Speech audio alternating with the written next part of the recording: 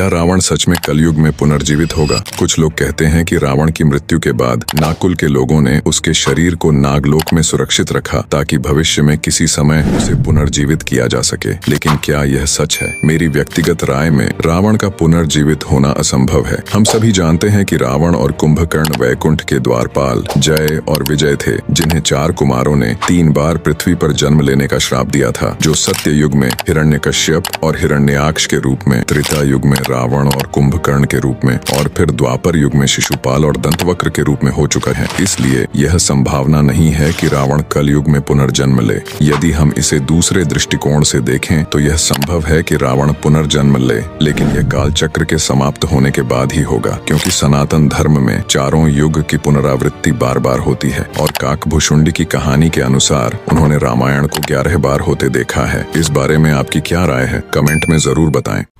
தசாவதாரம் திருமாலோட 10 அவதாரம் என்பது எல்லாத்துக்கும் தெரியும். ஆனால் அதுக்கு பின்னாடி எவல்யூஷன் ஆஃப் லைஃப் என்று சொல்கிற பூமியில் தோன்றின ஜீவராசியை பற்றிய ஒரு குறிப்பு ஒன்று இருக்குது என்பது நிறைய பேருக்கு தெரியாது. அதை பற்றி தான் இப்போ பார்க்க போகிறோம். இந்த பூமியில் தோன்றின முதல் உயிரினம் கடலில். அதை குறிக்கிற வகையில் ஃபஸ்ட்டு அவதாரம் மத்ஸ்ய அவதாரம், அதாவது மீன் அவதாரம். 2வது அவதாரம் கடல்லேருந்து நிலத்துக்கு மாறின கூர்ம அவதாரம், ஆமை அவதாரம். 3வது நிலத்தில் வாழ்கிற பன்றி அவதாரம், வராக அவதாரம். 4வது காட்டில் வாழ்கிற சிங்கம், நரசிம்ம அவதாரம். இந்த அவதாரம் விலங்குக்கும் மனுஷனுக்கும் நடுவில் இருக்க அவதாரம் கூட வச்சுக்கலாம். 5வது வாமன அவதாரம். இது இந்த பூமியில் தோன்றின முதல் மனிதனை குறிப்பதாகவும் சொல்லலாம்.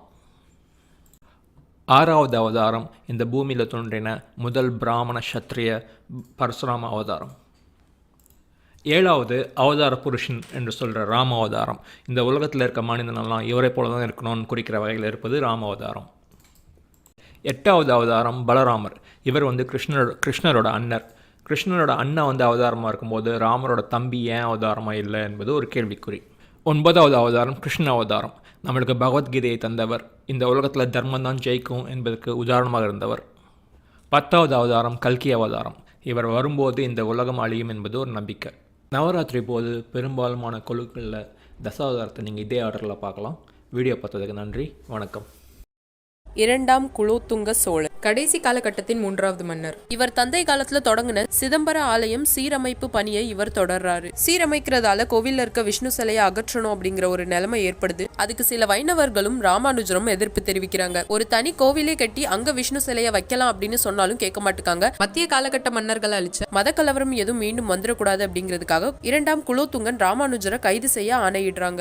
அதனால ஹொய்சலர்கள் நாட்டுல போய் தஞ்சம் புகுறாரு ராமானுஜர். 2ஆம் குலோத்துங்கன் காலத்துல தான் விஷ்ணு சிலையை கடல்ல வீசப்பட்டதாக குலோத்துங்க சோழ உலால குறிப்பிட்டிருக்கு.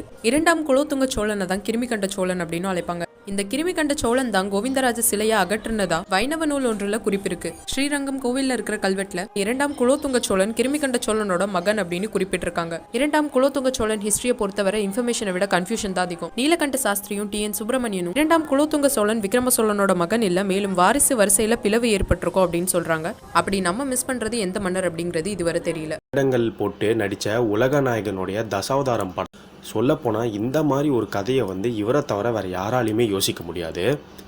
உலகத்தில் பேசப்படுற சொல்லப்படுற முக்காவாசி கான்செப்டையும் இந்த படத்துக்குள்ளே சொல்லியிருப்பார் உலகநாயகன். ஸோ கண்டிப்பாங்கிறத நான் வெறும் லிஸ்ட் அவுட் மட்டும் பண்ணி சொல்கிறேன். கண்டிப்பாக நீங்கள் அதை கேட்கும்போதே உங்களுக்கு ரொம்ப இன்ட்ரெஸ்டிங்காக இருக்கும். பெருமாளுடைய 10 அவதாரங்களை அவருடைய 10 கேரக்டர் கூட லிங்க் பண்ணி சொல்லியிருப்பார். 12ஆம் நூற்றாண்டில் வைணவர்களுக்கும் சைவர்களுக்கும் நடந்த சண்டையை சொல்லியிருப்பார். 2ஆம் குலோத்துங்க சோழனை பற்றி சொல்லியிருப்பார். மகாபாரதா ரெஃபரன்சஸை படத்தில் யூஸ் பண்ணியிருப்பார். மறுஜென்மம்ங்கிற கான்செப்டையும் படத்தில் யூஸ் பண்ணியிருப்பார். பட்டர்ஃப்ளை எஃபெக்ட்டும் இந்த படத்தோட ஸ்டோரி கூட லிங்க் ஆகும். அண்ட் சயின்ஸை பற்றி சொல்லியிருப்பார். எபோலாங்கிற ஒரு கொடுமையான வைரஸை பற்றியும் எக்ஸ்பிளைன் பண்ணியிருப்பார். நிறைய லாங்குவேஜஸை படத்துக்குள்ளே கொண்டு வந்திருப்பார். அதே மாதிரி டிஃப்ரெண்ட்டான ரிலீஜன்ஸையும் உள்ளே கொண்டு வந்திருப்பார். ஹியூமனிட்டி பற்றி பேசியிருப்பார். சுனாமி வரதையும் காமிச்சிருப்பார். அதுக்கான டைலாக்ஸ் அது எதனால் வருதுங்கிறதையும் அவர் சொல்லியிருப்பார். Karma, life cycle, political, business world over எப்படி நடக்குது, காதல், ரிவெஞ்சு, ஹிரோஷிமா நாகசாக்கி டைலாக்ஸில் வரும். பேர்ல் அட்டாக்குங்கிறதையும் டைலாக்ஸில் சொல்லியிருப்பார். மணல் கொள்ளை, கேஸ்ட்டு, நாத்திகம்ன்ற இவ்வளோ டாபிக்ஸையும் ஒரே படத்துக்குள்ளே கவர் பண்ணியிருப்பார் உலகநாயகன். இந்த தசாவதாரம் படத்தில் கோதை அண்ட் கோதையோடைய அப்பா இவங்க 3 பேர் தான் மறுபடியும் மறுஜென்மம் எடுத்திருப்பாங்க. கோவிந்தராஜ் ராமசாமி எந்த சிலையில் வந்து தன் தாலியை தூக்கி போட்டு அவங்க இறந்து போனாங்களோ அதே சிலையில் வந்து பார்த்திங்கன்னா 20th செஞ்சுரியில் வந்து ஆண்டாள் நடந்து போகும்போது அந்த சிலையை இடிப்பாங்க. ஸோ இதையும் வந்து ஒரு லிங்காக யூஸ் பண்ணியிருக்காங்க. 12ஆம் நூற்றாண்டில் அந்த ராஜா காப்பாற்றணும்னு நினைக்கிற ஒரு கேரக்டராக தான் படத்தில் ஃபுல்லாக ட்ராவல் ஆகும். ஒரு வரும் அந்த லாரியில் வந்து பார்த்திங்கன்னா ஸ்ரீராமஜெயம்னு எழுதியிருக்கும். டிஃப்ரெண்ட் கேரக்டர்ஸுமே வந்து பெருமாளுடைய 10 அவதாரங்களோட கனெக்ட் ஆகுங்கிறது எல்லாருக்கும் தெரியும். அந்த விதத்தில் ரங்கராஜன் நம்பியோடைய கேரக்டர் வந்து பெருமாளுடைய மச்ச அவதாரத்துக்கு கனெக்ட் ஆகுது. இன்னொரு இன்ட்ரெஸ்டிங்கான விஷயம் என்னென்னா, பெருமாளுடைய தசாவதாரத்தில் அவர் முதல்ல எடுத்த அவதாரம் வந்து மச்ச அவதாரம். அதே மாதிரி உலகநாயகனுடைய தசாவதாரத்தில் முதல்ல அதே மாதிரி இந்த தசாவதாரம் படத்துலையும் பார்த்தீங்கன்னா பணத்துக்கு ஒரு பெரிய அழிவு வரும். அப்போது நான் வந்து காப்பாற்றுவேன்னு சொல்லி விஷ்ணு எடுத்த அவதாரம் தான் முதல் மச்ச அவதாரம். அதே மாதிரி இந்த தசாவதாரம் படத்துலையும் பார்த்தீங்கன்னா 12ஆம் நூற்றாண்டில் ரங்கராஜன் நம்பியும் அந்த பெருமாள் சிலையும் கடலுக்குள்ளே போனதுனால தான் 2004 சுனாமியாக வெளியில் வந்து எபோலாங்கிற வைரஸ் மக்கள்கிட்ட பரவாமல் மக்களை காப்பாற்றினாங்கங்கிற மாதிரி கதை முடியும். சொல்லப்போனால் அந்த மச்ச அவதாரத்தில் மக்கள் எல்லாருமே ஒரு போட்டில் வந்து காப்பாற்றி தான் கொண்டு போகும். அதே மாதிரி இந்த படத்தில் பார்த்தீங்கன்னா சுனாமி வரும்பொழுது கோவிந்தும் சரி ஆண்டாளும் சரி ஒரு போட்டுக்குள்ளே தான் போய் விழுவாங்க. ஸோ அதில் விழுந்ததுனால தான் சுனாமிங்கிற பேரலையிலேருந்து அவங்க தப்பிக்கப்படுவாங்க. அந்த போட்டோடைய பேரும் பார்த்தீங்கன்னா ராமசாமின்ற பெருமாள் பேர் தான் இருக்கும். இந்த மச்ச அவதாரத்துக்கு இன்னொரு பேர். அதே மாதிரி இந்த படத்தில் காதலையும் ரொம்ப அழகாக காமிச்சு கோவிந்தராஜுங்கிற கேரக்டரை வந்து பெருமாளுடைய 10வது அவதாரமான கல்கி அவதாரத்து கூட கனெக்ட் பண்ணியிருப்பாங்க, புஷ் கூட கனெக்ட் பண்ணியிருப்பாங்க. ஏன்னா கூர்ம அவதாரோடைய கதையில் வந்து பார்த்தீங்கன்னா அமிர்தத்தை எடுக்கிறதுக்காக ஒரு மலையை வந்து வாசுகிங்கிற பாம்பு மூலயமா ஒரு பக்கம் அசுரர்களும் ஒரு பக்கம் தேவர்களும் கடைவாங்க. அப்போது அவங்க 2 பேருக்குள்ளே ஒரு சண்டை வரும். அந்த சண்டைக்கு காரணமே வந்து பார்த்திங்கன்னா அந்த கூர்ம அவதாரமாக தான் இருக்கும். ஸோ அதை வந்து புஷ் கூட கனெக்ட் பண்ணியிருப்பாங்க. ஏன்னா ஜார்ஜ் புஷ் வந்து பல நாடுகளுக்குள்ளே சண்டை வர வைக்கிற ஒரு ஆளாக இருக்கிறதுனால அவருக்கு இந்த கூர்ம அவதாரத்தோடைய லிங்க் வச்சு சொல்லியிருப்பார் கமல்ஹாசன். பெருமாளுடைய 3வது அவதாரமான வராக அவதாரத்தை கிருஷ்ணவேணி பாட்டியோடைய லிங்க் பண்ணியிருப்பாங்க. அந்த வராக அவதாரத்தோடைய முகம் வந்து பார்த்திங்கன்னா ஒரு பன்றி முகம். ஸோ அந்த அவதாரமும் வந்து உலகத்தை ஒரு சிக்கல்லேருந்து காப்பாற்றுறதுக்காக எடுக்கப்பட்ட ஒரு அவதாரம் தான். படத்துலையும் பார்த்தீங்கன்னா கிருஷ்ணவேணி பாட்டி ஒரு கட்டத்தில் வந்து அந்த வயலை எடுத்துகிட்டு போய் பெருமாள் சிலைக்குள்ளே போடுவாங்க. ஸோ அதனால தான் அதுக்கப்புறம் கமல் வந்து அந்த சிலையை எடுத்துகிட்டு அங்கேருந்து தப்பிச்சு போவார். இந்த கிருஷ்ணவேணி பாட்டி தான் கிளைமேக்ஸில் வின்சென்ட் பூவராகவன்கிற கேரக்டர் இறந்து போனதுக்கப்புறம் அதுதான் தான் பையன் சொல்லி அழுவாங்க. அப்போது ஆண்டாளுடைய அப்பா வந்து அவன் நம்ம பையன் கிடையாது, அவங்க என்ன ஜாதியோ அவங்கள தொடாதீங்கிற மாதிரி ஒரு டைலாக் சொல்லுவாங்க. அந்த இடத்துல தான் கமல்ஹாசன் வந்து ஹியூமனிட்டி அழகாக சொல்லியிருப்பார். ஒரு ஆச்சாரமான ஒரு குடும்பத்தில் இருக்கிற ஒரு பாட்டி அந்த கட்டத்தில் சாதி மதம் எல்லாத்தையும் மறந்து வேற ஒரு மனிதரை வந்து தன் மகனாக ஏற்றுக்கிட்டு அழுவாங்க. ஸோ அந்த சீன் வந்து படத்தில் உண்மையாகவே ஒரு பெஸ்ட் சீன்னு சொல்லலாம். இப்போ நம்ம தசாவதாரம் படத்தில் பார்த்த டீட்டெயிலிங்ஸ் எல்லாமே வந்து ஒருங்கிறத நம்ம பார்ட் 1ல பேசியிருந்தோம். இப்போ அடுத்ததான் நம்ம பார்க்க போகிற அவதாரம் எதுன்னு பார்த்தீங்கன்னா பெருமாளுடைய 4வது அவதாரமான நரசிம்ம அவதாரம். இந்த அவதாரம் வந்து எந்த கேரக்டரோட கனெக்ட் ஆகுதுன்னு பார்த்தீங்கன்னா ஷிஞ்சன் நரஹாசி அப்படிங்கிற ஒரு ஜாப்பனீஸ் கேரக்டரோட தான். ஷிங்கன் நரஹாசி அப்படிங்கிற பேர்லேயே போடுவாரே தவிர எந்தவித ஆயுதத்தையும் யூஸ் பண்ண மாட்டார். கிளைமேக்ஸ் ஃபைட்டில் வந்து பார்த்தீங்கன்னா நரஹாசியும் ஃப்ளெச்சரும் சண்டை போட்டுட்டு இருக்கும்போது ஒரு கட்டத்தில் ஃப்ளெச்சர் நரஹாசியை பார்த்து ரிமெம்பர் ஹிரோஷிமா நகசாகி அப்படின்னு சொல்லுவார். அண்ட் அதுக்கு நரஹாசி வந்து ரிமெம்பர் பேர்ல் அட்டாக் அப்படின்னு சொல்லுவார். So Hiroshima and Nagasaki and Pearl Harbor அட்டாக்கோடைய ரெஃபரன்சஸை வந்து இங்கே டைலாக்ஸில் யூஸ் பண்ணியிருப்பாங்க. அடுத்து நம்ம பார்க்க போகிற அவதாரம் எதுன்னு பார்த்தீங்கன்னா வாமன அவதாரம். இந்த அவதாரம் வந்து படத்தில் கலிஃபுல்லா கான்ங்கிற கேரக்டரோட கனெக்ட் ஆகும். ஸோ வாமன அவதாரத்தில் 6வது அவதாரம். இந்த பரசுராம அவதாரம் வந்து படத்தில் கிறிஸ்டியன் ஃப்ளெச்சருங்கிற கேரக்டரோட கனெக்ட் ஆகும். பரசுராம ஃப்ளெச்சர் அப்படிங்கிற பேருக்கு ஒரு அர்த்தம் இருக்குது. அது என்ன அப்படின்னா அம்புகளை வந்து யார் செஞ்சு விற்கிறாங்களோ அவங்களுக்கு பேர் தான் ஃப்ளெச்சராம். இந்த விஷயம் கூட படத்தில் ஒரு இடத்துல கனெக்ட் ஆகும். அம்பு எடுத்து தான் அந்த வீட்டுக்குள்ளே அடிப்பார். அண்ட் அந்த ரோப் மூலியமாக தான் ஃப்ளெச்சர் கண்ணாடியை உடைச்சிட்டு அந்த வீட்டுக்குள்ளே வந்தே விழுவார். ஸோ இன்னக்ஸில் சண்டை போட்டுட்டு இருக்கும்போது பார்த்தீங்கன்னா பல்ராம் நாயுடு ஹெலிகாப்டரில் வந்துருவார். ஸோ எல்லாருமே தன்னை சரௌண்ட் பண்ணிட்டாங்கன்னு தெரிஞ்ச உடனே அவர் அந்த வைரஸ் எடுத்து வாயில் போட்டுட்டு இறந்து போயிடுவார். ஸோ அப்போ தான் சுனாமிங்கிற ஒரு பேரலை வந்து அந்த வைரஸை வந்து பெருசாக பரவாமல் காப்பாற்றுற மாதிரி கதை முடியும்.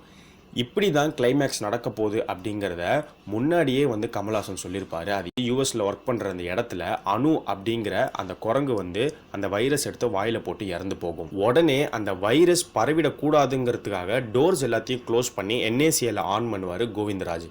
இந்த சீனை நல்லா நோட்டீஸ் பண்ணிக்கோங்க. எப்படி இந்த இடத்துல இந்த வைரஸ் பரவிடக்கூடாது அப்படின்னு என்ஏசியில் ஆன் பண்ணி அதை தடுக்கிறாரோ அதே மாதிரி தான் கனெக்ட் ஆகும். ஸோ அவதார் சிங் வந்து ரெண்டு இன்சிடென்ட்ஸையும் நீங்கள் கம்பேர் பண்ணி பார்த்தீங்கன்னா ஓவராலாக பெருமாள் தான் காப்பாற்றுறாரு அப்படிங்கிறத இன்டெரக்டாக சொல்லியிருக்காங்க. அடுத்து நம்ம பார்க்க போகிறது ராம அவதாரம். அண்ட் இந்த அவதாரம் வந்து படத்தில் அவதார் சிங்குங்கிற கேரக்டரோட கனெக்ட் ஆகும். ஸோ அவதார் சிங் வந்து பார்த்தீங்கன்னா அவதாரம். அண்ட் இந்த அவதாரம் வந்து படத்தில் வின்சென்ட் பூவராகவன்கிற கேரக்டரோட கனெக்ட் ஆகும். இந்த வின்சென்ட் பூவராகவன்கிற கேரக்டருக்கும் கிருஷ்ண அவதாரத்துக்கும் நிறைய இன்ட்ரெஸ்டிங்கான லிங்க்ஸ் இருக்குது. அது என்ன அப்படின்னா, பெருமாளுடைய 10 அவதாரங்களில் வந்து கிருஷ்ணராக எடுத்த அவதாரம் தான் ஒரு கருப்பான ஒரு தோற்றம் இருக்கும்.